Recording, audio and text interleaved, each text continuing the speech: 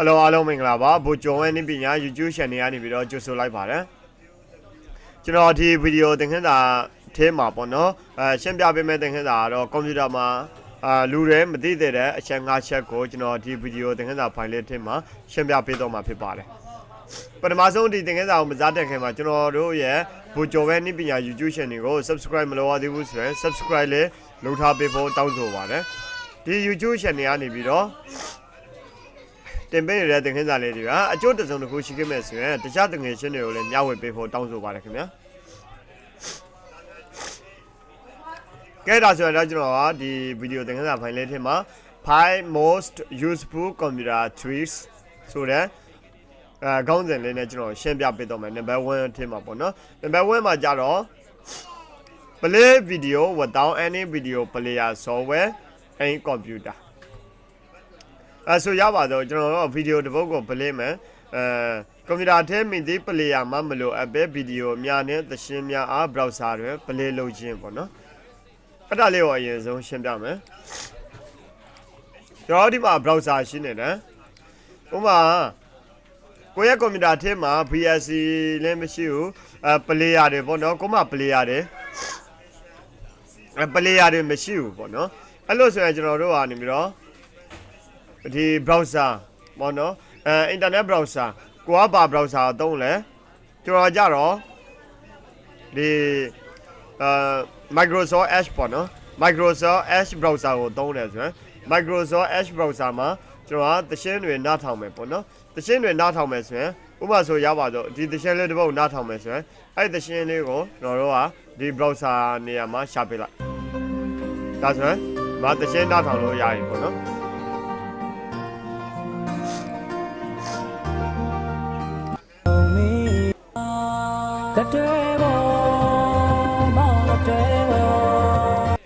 ရဲမယ်ဆိုရင်လည်းရဲထားပေးလို့ရတယ်။သို့မဟုတ်ကျွန်တော်က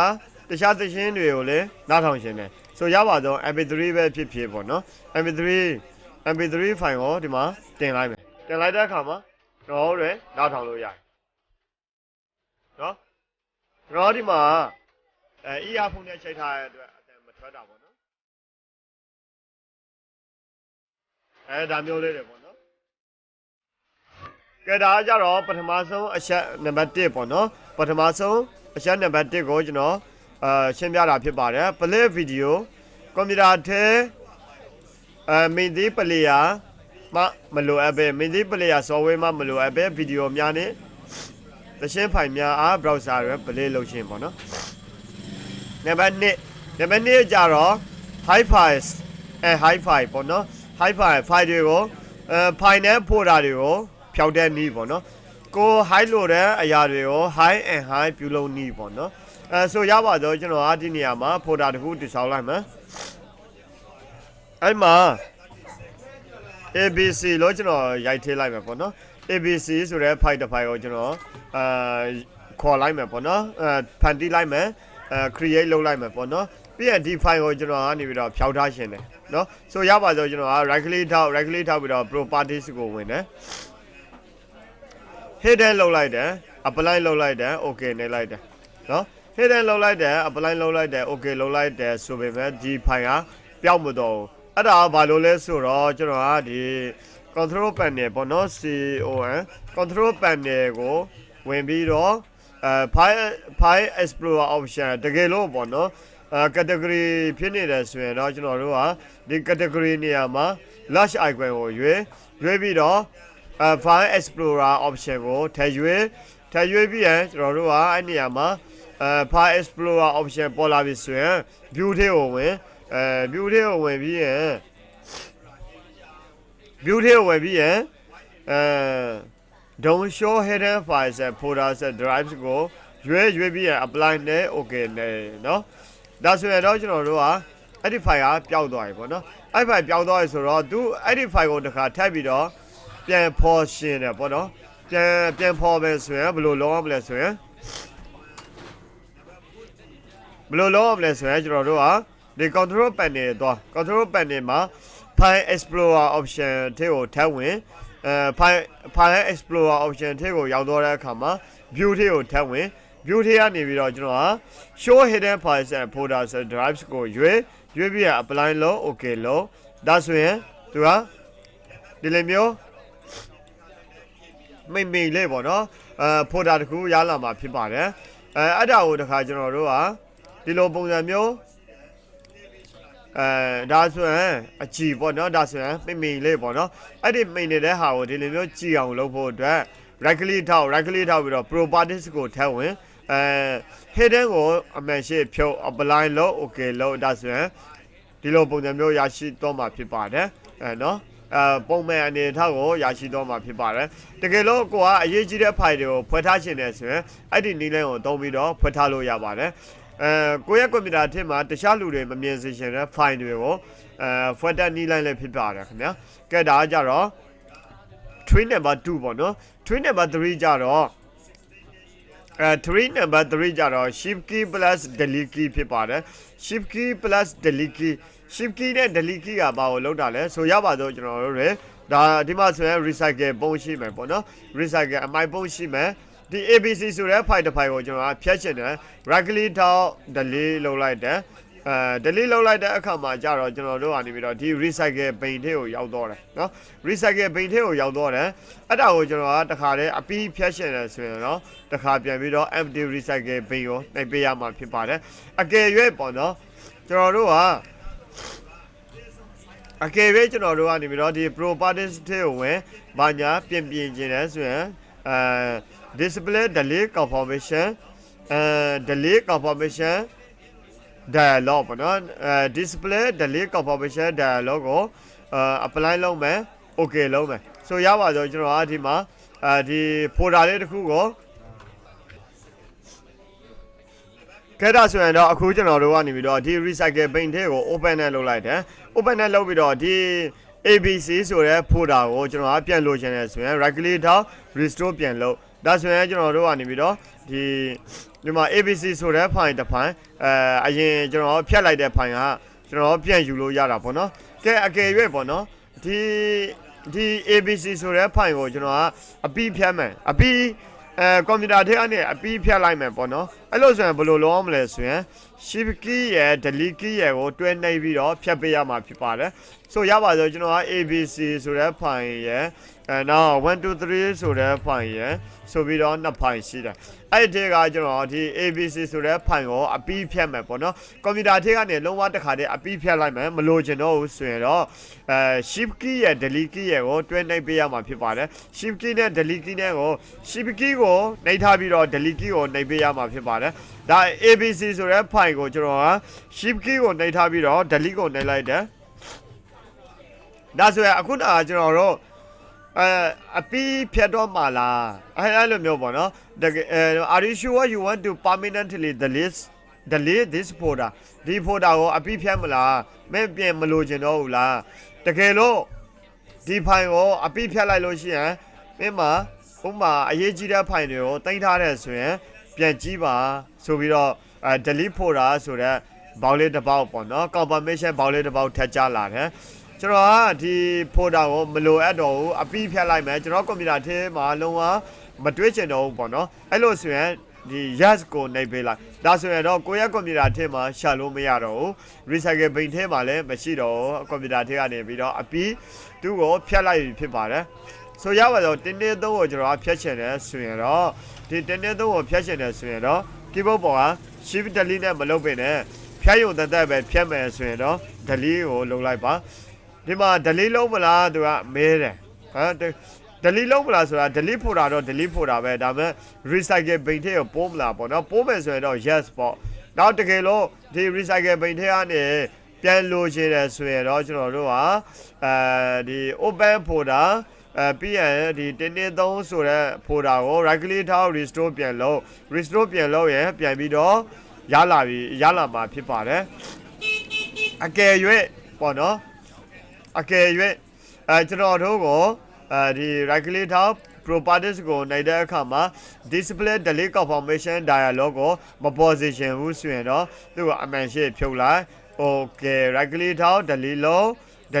တခါတည်းမိုက်ပုံးထဲကိုတန်းဝင်တယ် message box မပေါ်တော့ဒီ file ကို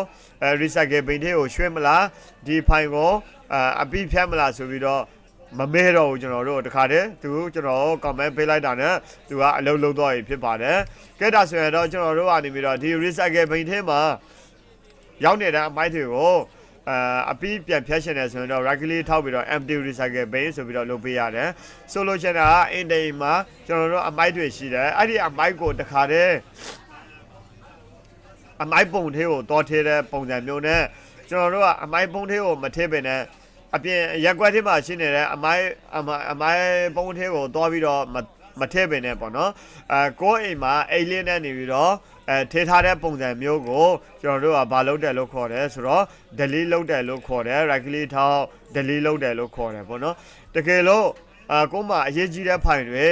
ပါတော့တယ်ဆိုရင်တော့ကိုယ့်ရဲ့အမိုင်းအိတ်ထေးကပေါ့နော်ပြန်ပြီးတော့ရှာလို့ရတယ်။သို့မဟုတ်တကယ်လို့ပေါ့နော်ရက်ွက်ထဲမှာရှိနေတဲ့အမိုင်းပုံထေးကိုတော့တွန်လိုက်မယ်ဆိုရင်ရှာဖို့မလွယ်တော့ဘူး။ဟိုအင်ကလည်းအမိုင်းလာပြစ်မယ်ဒီအင်ကလည်းအမိုင်းလာပြစ်မယ်ပေါ့နော်။အများကြီးဆိုတဲ့အခါကျရှာလို့မလွယ်တော့။အဲ့ဒီကြောင့်မလို့ကျွန်တော်တို့က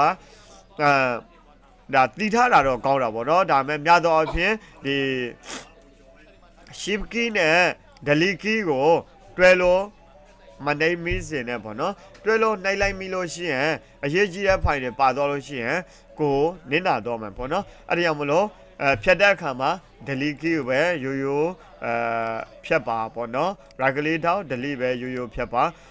တကယ်လို့ကိုမှအရေးကြီးတဲ့ဖိုင်တွေပါတော့တယ်ဆိုရင်တော့ regularly တောက် open နဲ့ဖွင့်အဲ့ဒီကဘေးဖိုတာကိုကိုကယူမလဲပေါ့နော်ပြန်ယူမလဲအကုန်လုံးပဲယူမလား regulator restore လို့ဒါဆိုရင်ဖိုတာတွေအကုန်လုံးကျွန်တော်တို့ကိုပြန်ပြီးတော့ပြန်လေပြီးတော့ဘာလုပ်ပေးလဲဆိုတော့ပြန်ဖော်ယူလို့ရတာပေါ့နော်ဟောဒီမှာဆိုရင်ပြန်လို့အသုံးပြုလို့တယ်ဆိုရင်အသုံးပြုအသုံးမပြုလို့တော့လုံးဝသေချာတော့ရဆိုရင်တော့ shift key ရယ် delete key ရယ်ကိုတွဲလိုက်ပါဒါဆိုရင်ဒီလိုမျိုးတကယ်ဖြတ်တော့မှလားဆိုတော့ဘောက်ကကြားလာတယ်အဲ့ခါ yes ပေါ့နော်ဖြတ်မဲ့ဆိုရင်တော့ yes ပေါ့နော် yes ကိုနှိုက်လိုက်တာဆိုရင် recycle bin ထဲမှာမရောက်ဘဲနဲ့တခါတည်းရက်ကွက်ထဲမှာရှိတဲ့အမိုက်ပုံထဲကိုရောက်တော့မှာဖြစ်ပါတယ်အပြီးပိုင်းကျွန်တော်တို့ဖြတ်ပလိုက်တာပဲဖြစ်ပါတယ်ခင်ဗျာဒါကကြတော့ this number 3နော် this number 4ပေါ့နော်3 number 4 this number 4ကကြတော့ window key နဲ့ print screen key နဲ့ပေါ့နော် computer screenshot ရိုက်နီးပေါ့နော် computer screenshot ရိုက်နီး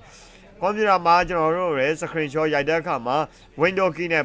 print screen key ကိုတွဲပြီးတော့နှိပ်ပေးရမှာဖြစ်ပါတယ်အကယ်၍ကျွန်တော်တို့ကဖုန်းသုံးတဲ့လူတွေဆိုတော့ဖုန်းမှာဆိုရင်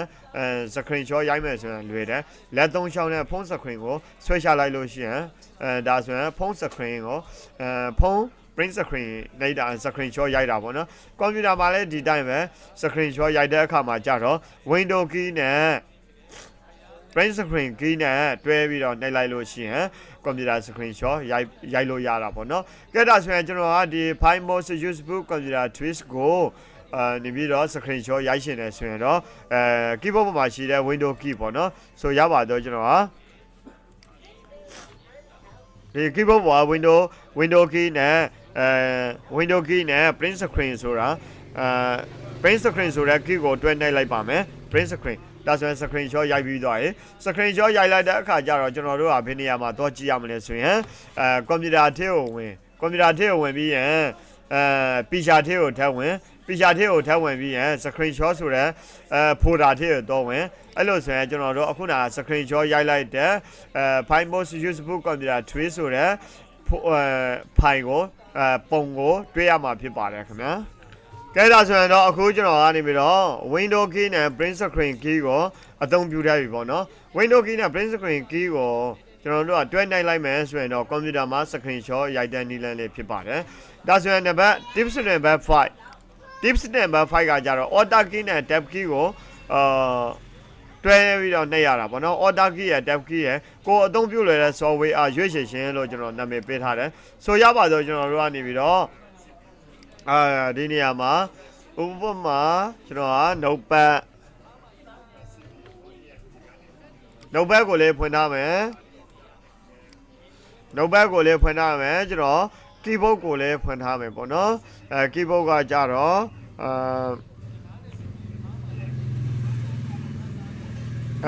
OS က on screen keyboard ကိုလည်းဖွင့်ထားမယ်ကျွန်တော်ဒီဘက်မှာ တချင်းဖိုင်လေးတွေကိုလေးဖွင့်ထားမယ်အမြင့်မြတ်ပေါ့နော်အဲ့မှာဒီမှာလေးဖိုင်တစ်ဖိုင်ဖွင့်ထားတယ်ဒီမှာလေးဖိုင်တစ်ဖိုင်ဖွင့်ထားတယ်ဒီမှာလေး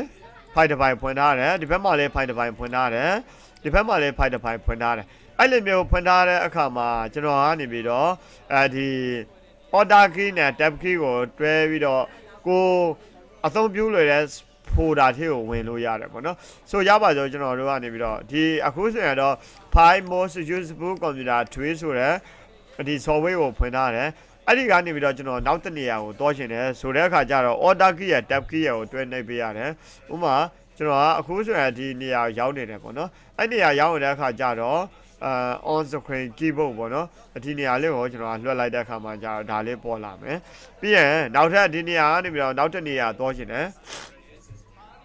နောက် software တစ်ခုကိုnotepad ထဲကိုတောချင်တယ်ဆိုရပါစို့ order key ရဲ့ tab key ရဲ့ကိုတွဲနှိပ်တယ်order key ရဲ့ tab key ရဲ့ကိုတွဲနှိပ်ပြီးတော့ notepad ထဲကိုရောက်တော့တယ်အဲ့ဒီထဲမှာကျွန်တော်ကနေပြီးတော့order key ဆိုတာဘာလဲဆိုတော့ဒီ key ကိုခေါ်တာပေါ့နော်ဒါ order key เนาะပြီးရင်order key ရဲ့နောက်တစ်ခုကtab key ရဲ့ဆိုတာဒါကိုပြောတာပေါ့နော်ဒီ tab key order key tab key နောက်တစ်ခုက control panel ထဲကိုတောမယ်ဆိုရင်အဲ့ဒါခေါက်ပေးလိုက်ဒါဆိုရင် control panel ရောက်သွားရင်ဒီ order key နဲ့ tab key ကိုတွဲနှိပ်ပြီးတော့ကိုဖွင့်လို့တဲ့နေရာကိုရောက်လို့ရှိရင်ဒါဆိုရင်အခုဒီနေရာရောက်နေပြီအခုဒီမှာရောက်တော့သရှင်းနာထောင်မယ်ဆိုရပါလို့နော်ဒီမှာကဲကိုကနေပြီးတော့နောက်ထပ် control panel ကိုတောရှင်တယ်ဆိုရင် order key ရဲ့ tab key ရဲ့နှိပ်မယ် control panel ရောက်ပြီနောက်ထပ် order key ရဲ့ tab key ရဲ့ကိုတွဲနှိပ်မယ်notepad ထဲမဟုတ်ဘူးကျွန်တော်ရှင်းပြတဲ့သင်ခန်းစာဖိုင်ထဲကိုတွားမယ်ဆိုရင်ဟော PowerPoint ထဲရောက်တော့ပြီနောက်ထပ် order key ရဲ့ tab key ရဲ့ကိုတွဲနှိပ်လိုက်တယ်ဆိုပါစို့ YouTube ကိုတွားမယ်YouTube ကိုရောက်တော့ပြီနောက်ထပ် order key ရဲ့ tab key ရဲ့ကိုတွဲနှိပ်တယ်ကျွန်တော်ဒီတရားနားထောင်တဲ့နေရာကိုတွားမယ်တရားပေါ့နော်ကဲ order key ရဲ့ tab key ရဲ့ကိုနှိပ်မယ်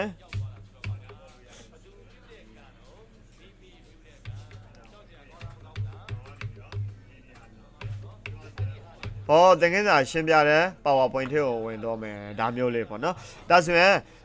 ကွန်ပျူတာမှာအရန်ကိုအသုံးများတဲ့ကွန်ပျူတာ lower set 5 set ကိုဒီဗီဒီယိုသင်ခန်းစာဖိုင်လေးထဲမှာ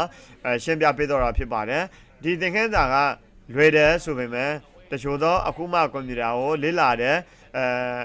မိတ်ဆွေများကကြတော့မသိသေးတဲ့အတွက်ဒီဗီဒီယိုသင်ခန်းစာဖိုင်လေးကိုပြုလုပ်ပေးရတာပဲဖြစ်ပါတယ်အားလုံးပဲကျေးဇူးတင်ပါတယ်ခင်ဗျာကျွန်တော်ရဲ့ဗီဒီယိုသင်ခန်းစာဖိုင်လေးတွေကိုကြိုက်တဲ့ဆိုရင်တော့ like and share လေးဖြင့်အားပေးခဲ့ဖို့တောင်းဆိုပါတယ်ဒီ YouTube channel ကိုတစ်ခါမှ subscribe မလုပ်ရသေးဘူးဆိုရင်အခုမှလာလေတဲ့မိတ်ဆွေများက subscribe လေးလုပ်တော့ပေးဖို့တောင်းဆိုပါတယ်ခင်ဗျာအားလုံးပဲကျေးဇူးတင်ပါတယ်နောက်ထပ်ဗီဒီယိုသင်ခန်းစာဖိုင်မှာပြန်လည်ဆုံတွေ့ရပါမယ်အားလုံးစိတ်ရှင်းတာရှင်းကိုယ်ကြီးကျန်းမာရှင်းနဲ့ပြည့်စုံကြပါစေ